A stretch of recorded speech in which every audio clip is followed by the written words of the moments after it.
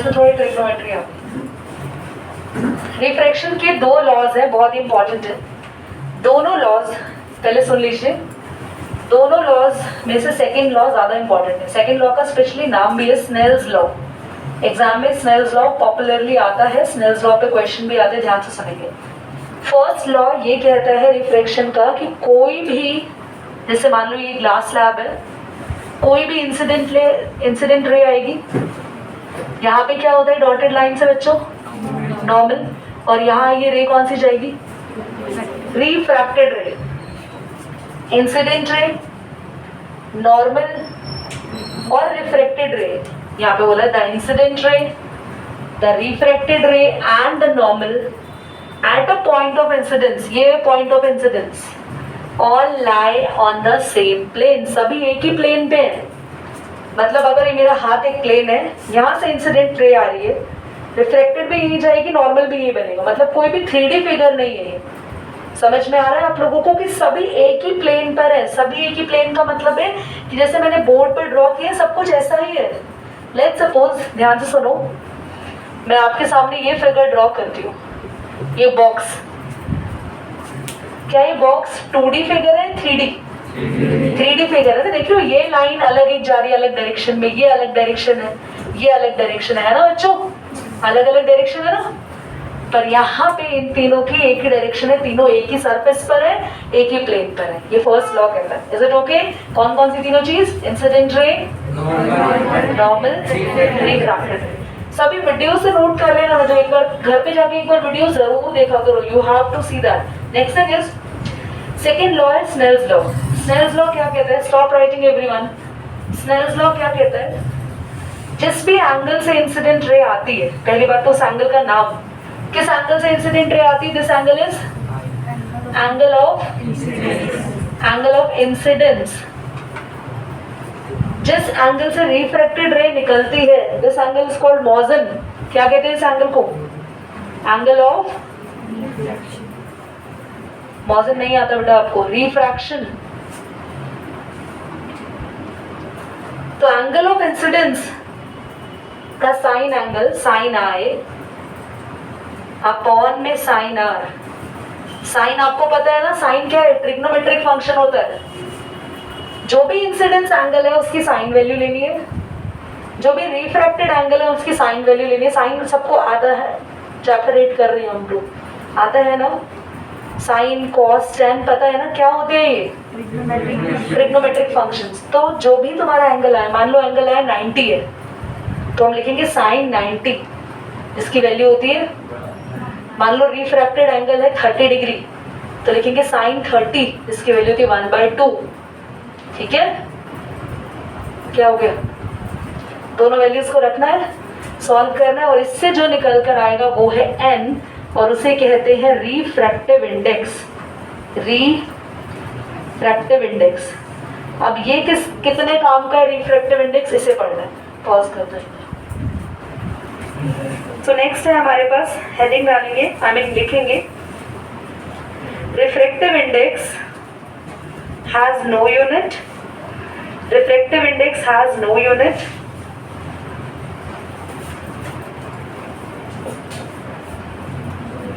It gives an indication of the light bending ability. It gives an indication of the light bending ability of that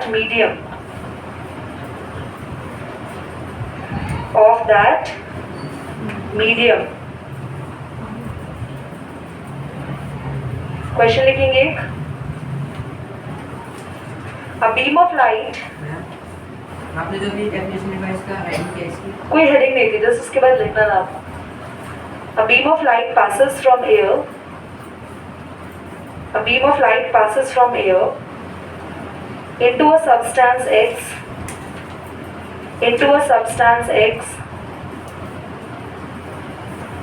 by angle of incidence 60 degree,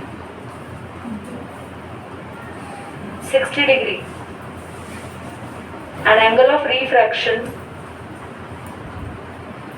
क्या हाथ में दर्द हो रहा है? Angle of refraction 90 degree. What is the refractive index? Pause कर रहे बेटा.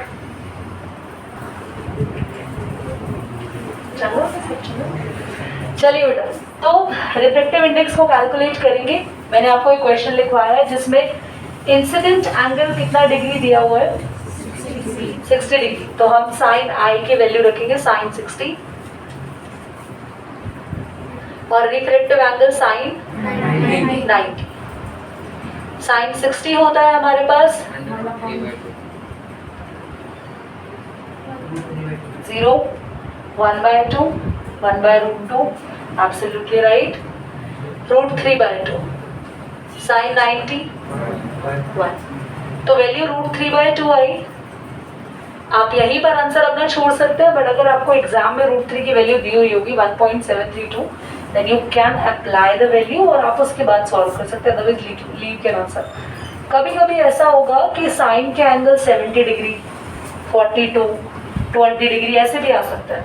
उस केस में क्वेश्चन आपको वैल्यू बताएगा.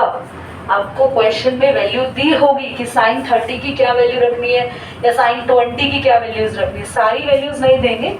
अगर कोई ट्रिग्नोमेट्री से रिलेटेड वैल्यू है जो आपने मैथ्स में पढ़ी है, दे विल नॉट गिव. वो आपको टेबल वैल्यू याद होनी चाहिए. इसके अलावा कोई वैल्यूज होंगी तो ये देंगे. रिफ्रैक्टिव इंडेक्स की एक खास बात है, बहुत ही ध्यान से सुनेंगे. कभी भी अगर रिफ्रैक्टिव इंडेक्स 1 आ जाए तो उस केस में होता है नो बेंडिंग. ये पता कब होता है? ग्लास स्लैब पर कभी भी परपेंडिकुलरली लाइट आएगी ना, बिल्कुल सीधी, तो कोई रिफ्रैक्शन नहीं होता, कोई लाइट की डायरेक्शन में चेंज नहीं होगा, वो बिल्कुल सीधी चली जाएगी. तो लाइट सिर्फ कब बेंड होती है? जब वो इंक्लाइंड प्लेन्स पे आती है, या हम बोलेंगे स्लोप बना के आती है, या वो स्लैंट आती है. मैंने लिखवाया अगर वो 90 डिग्री पे आएगी, मैंने बात बताई थी, पर अगर वो 90 डिग्री पे आएगी तो वो स्ट्रेट ही रहेगी. No bending. मुझे यहाँ बताना था इसलिए. रिफ्रैक्टिव इंडेक्स अगर 1 आता है, दैट मीन्स अगर रिफ्रैक्टिव इंडेक्स 1 से जितना ज्यादा ज्यादा ज्यादा ज्यादा आ रहा है उतनी बेंडिंग बढ़ेगी. उतना वो, जैसे मान लो 1 पॉइंट कुछ आया तो लाइट थोड़ी सी नॉर्मल की तरफ बेंड हुई, और ज्यादा आया और बेंड हुई, और ज्यादा आया और बेंड हुई, और ज्यादा आया और बेंड हुई. जितना ज्यादा रिफ्रैक्टिव इंडेक्स आएगा लाइट उतनी ज्यादा नॉर्मल के टुवर्ड्स में बेंड होती चलती है. अगर वैल्यू माइनस में होगी तो नहीं, नेगेटिव में नहीं. रिफ्रैक्टिव इंडेक्स इज 1 और मोर देन. ठीक है, नॉट डिफाइंड में वैल्यूज होगी साइन. वो नहीं आती ना, वो तो एंगल्स है हमारे पास, but values are more than. ठीक है, चलिए कर दीजिए.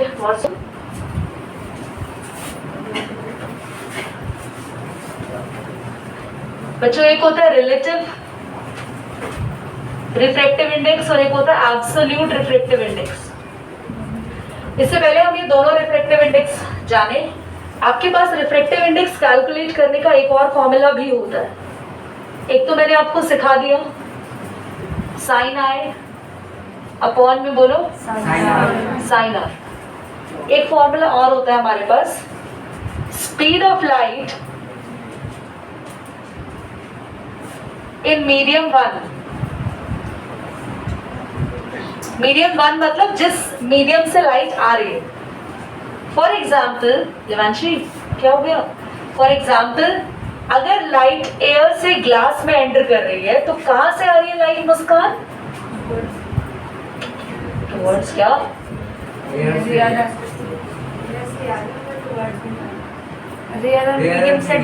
अरे यार, लाइट एयर से ग्लास में आ रही है. मैं बहुत सिंपल सा क्वेश्चन पूछ रही हूँ, लाइट कौन से मीडियम से आ रही है? एयर. रेयर डेंसर नहीं पूछा. तुम लोग यार बाल की खाल आंसर क्यों देते हो यार? तुम लोगों को ये पूछा जा रहा है साफ साफ कि लाइट कौन से मीडियम से आ रही है. तो मेरा क्वेश्चन अगर ऐसा सिंपल सीधा सीधा आ गया, तुम ऐसे घुमा के आंसर दोगे टीचर्स को? एक सिंपल क्वेश्चन ये आ गया, light is coming from air to glass, tell me from which medium it is coming. आप लिखेंगे टुवर्ड्स, आप लिखेंगे रेयरर, एक लिखेगा डेंसर. सीधे सिंपल क्वेश्चंस तुम लोगों से मतलब बर्दाश्त ही नहीं होते हैं, और टफ के आंसर तुम्हें आते नहीं. तो लाइट एयर से ग्लास में आ रही है, मैं ही बता देती हूँ, तो वो एयर से आ रही है। कौन से मीडियम से आ रही है? एयर से। एयर से ग्लास में एंटर कर रही है। तो एयर हुआ मीडियम 1 बच्चों, जिसकी स्पीड हम ऊपर रखेंगे, और लाइट जिस दूसरे मीडियम में जा रही है वो हम डिनोमिनेटर में रखेंगे।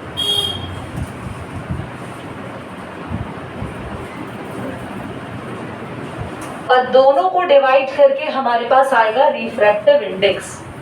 Got it? ये क्लियर हो गया? रिफ्रैक्टिव इंडेक्स कैलकुलेट करने के दो तरीके हैं, या तो दोनों मीडियम्स की स्पीड पता हो, मीडियम 1 जिससे लाइट आ रही है उसकी स्पीड ऊपर रखेंगे, उस मीडियम की स्पीड नहीं, उस मीडियम में लाइट की स्पीड डिनोमिनेटर में रखेंगे। मीडियम 2 जिसमें लाइट चलेगी वहां लाइट की स्पीड कितनी है। ये दोनों स्पीड जीनत हमें ऐसे मंत्र से नहीं आएंगी, क्वेश्चन में दी होगी ना। शी इज थिंकिंग कहाँ स्पीड कैसे पता लगेगी। बस एक स्पीड मैं बता रही हूँ जो तुम्हें क्वेश्चन नहीं दिया होगा। Speed of light in air, कितने बच्चों को पता है? Speed of light in air, hand raise करेंगे, देखते हैं how many knowledgeable students are there. तुम दोनों पता है, स्कूल में चैप्टर हो गया, वेरी गुड, फिर तो जरूर नॉलेज होगी। बोलो।